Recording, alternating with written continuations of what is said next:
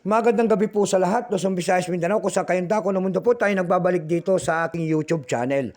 Samuel Soriano TV29 para mag-discuss ulit ng another coins at ito po ay ating hilig mangulikta ng barya. Kaya ako tayo nandito nagsiselling ng kanilang mga halaga ang aking mga koleksyon para malaman natin ang kanyang presyo. Ayan, magandang gabi po sa lahat ng aking mga subscriber dyan. Kung saan kayong dako ng mundo po, keep safe po sa lahat and God bless. Maraming salamat po sa lahat ng aking mga subscriber. Thank you so much.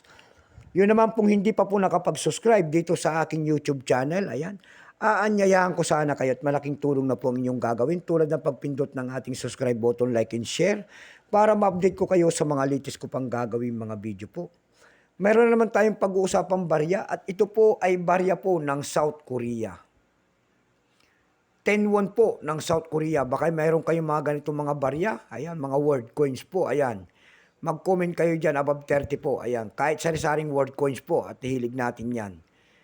Ayan, at mura po naman ang mga word coins. Wala pang gaano mga bumibili. Ayan.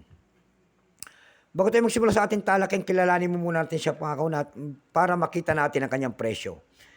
Issue po South Korea. Period Republic 1948 up to date. Type standard circulation coins. Years 1970 hanggang 1982. Value nito 10 won.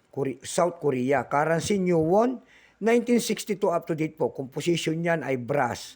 May bigat lamang yan na 4.6 grams. May habang 22.86 mm. May kapal po naman itong 1.4 mm. Hugis po bilog. Orientation niyan, coin alignment number N-2796. Reference number KM-6-A. Bank of Korea. Ayan, year 1975. 5% lamang ito.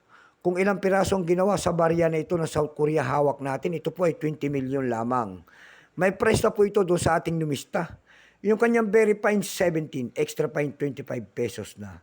Dako tayo sa kanyang presyo po. Ayan.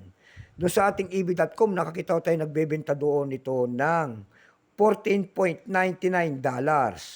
Nasundan po yan ng $2.99. Sa Carousel PH naman po, nakakita ko tayo nagbebenta doon ng 100 pesos nito per piece. Nasundan po yan ng 80 pesos. Ayan lamang po ang ating may babahagi sa ganda. So hanggang dito na lamang po Luzon, Visayas, Mindanao. Kung saan kayong dako ng mundo po, keep safe po sa lahat and God bless.